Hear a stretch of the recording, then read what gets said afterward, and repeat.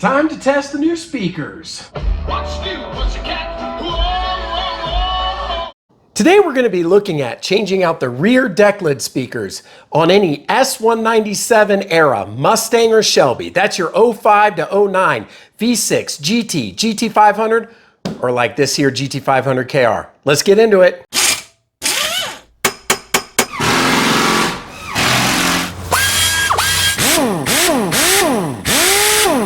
Before we begin, let's talk about the tools needed to do this job. You're not going to need a lot. Maybe a pair of gloves if you so choose to pull on the trim.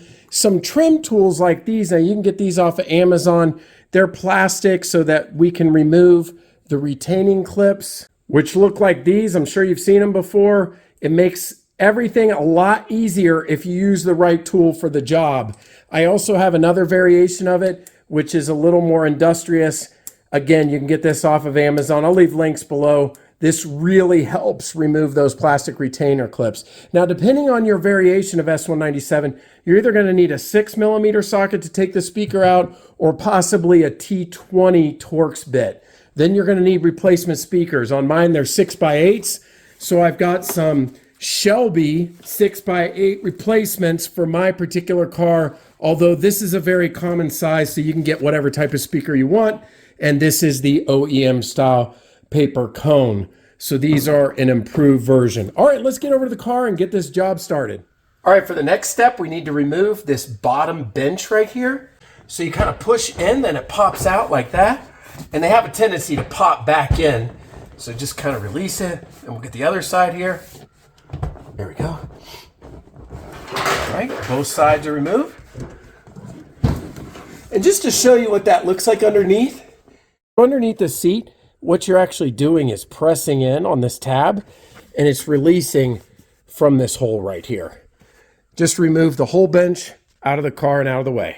All right, after removing the rear bench, we need to fold these down and get out all the old French fries and change here. Once that's done, if you don't see it or never done it, it might be hiding behind the seatbelt or tucked in, but there's a little strap here that you can pull and you just pull it down. You'll do that for both sides. Here's the other one. I might get in the way of the camera here, but there we go. All right, now we've got access to get out these trim panels, the rear, and get to the speakers. All right, for the door sill removal right here, you don't need to actually remove the entire thing. It's only holding down this back quarter plastic panel. So we only need to remove this front edge, especially on these that are rare to begin with on my KR, but it doesn't matter. Even if you have a V6, you want to keep these intact and not have to replace them. Now there is some double-sided tape here, so it's going to feel stubborn, but the important thing is to lift straight up and not forward so we're not marring any of the paint or the surface here. So we're going to pull straight up. There we go. Remember, we only need to get the first couple clips. Okay. And then here is where the double-sided tape. So I'm going to gently pry. I'm going to use a little bit of a buffer so that I'm not prying on it directly. And there we have it. Little more effort. Probably because on this version, these are aftermarket installed by Shelby, so there's some additional tape. I can see it. So directly under there is where that tape. I will clean that up before reinstall, but for right now, I'm leaving in place. The whole thing doesn't need to come out. We just need enough room that we can get this out. Now it's time to remove the interior quarter panel trim panel right here. I'm not sure if there's different variations on the S197, but my 2009, it's held in by 3 of these black retaining clips. This is where a trim removal tool will make this project a lot easier. The location of those 3 is there is one right there. There is one down here on the bottom right there. And then finally, there's one right there under this carpet. Once we remove the 3, there's only one retaining clip. It's right in the inside. So we pull from the top and then we'll release it from underneath the door sill plate. It's a little more intimidating looking than it actually is. So let's get it removed. Okay, so number 1.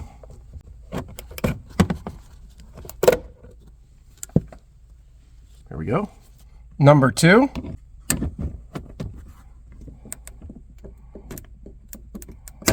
There we go.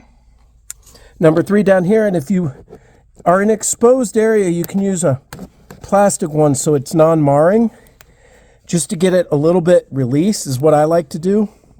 It's not quite strong enough to release it. But once I've got that nicer buffer, then I'll put in my trim removal tool. There we go. That'll make light work of it. Number 3.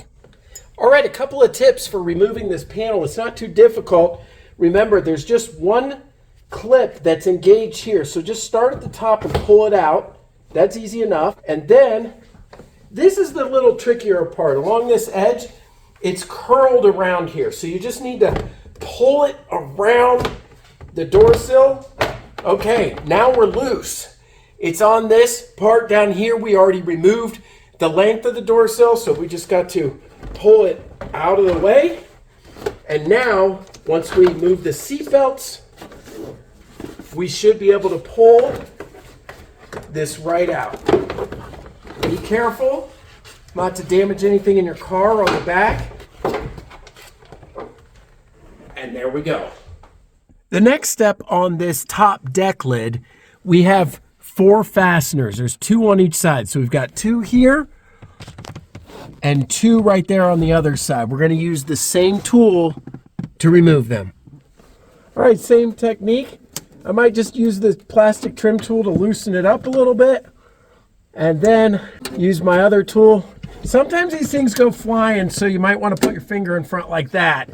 You're going to need to reuse these sometimes if you don't have a kit with them, so make sure you keep track of them. We'll repeat on the other side. All right, so be careful removing this. It's pretty flimsy and it's delicate. This cut right here is for the seat belt to go through. So you see how we did that? You're going to do that on both sides. Okay. Once that seatbelt, you can gently start pulling it up and forward.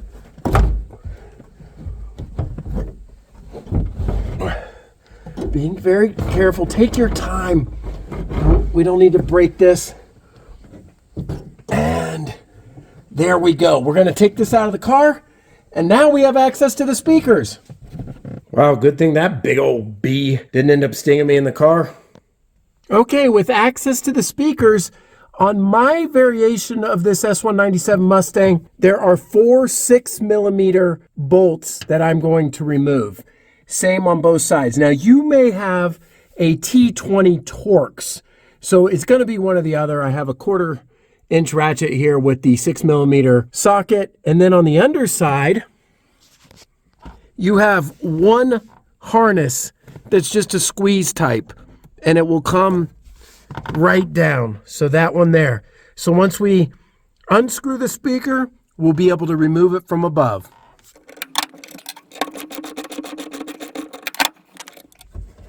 Now we can lift the speaker up. It's got the magnet, so it's a little bumping around. Get out right there. And I didn't damage it. There we go.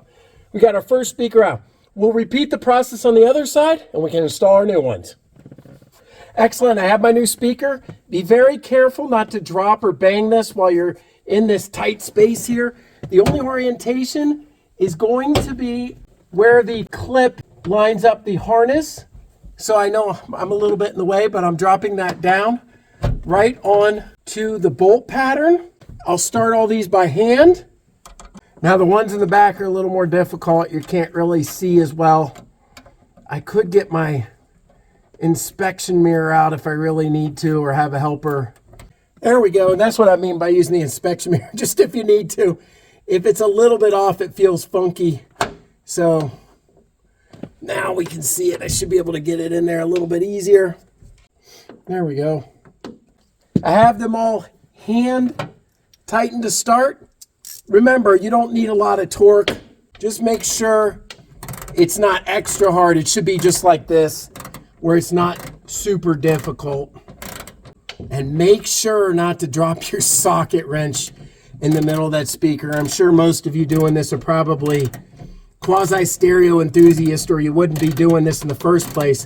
But if you drop something heavy in that middle till we get that rear deck lid on, you can certainly damage and actually ruin the speaker. So be very, very careful of that. All right, all tightened up. Let's take a look at it. All right, we've got all the screws in there.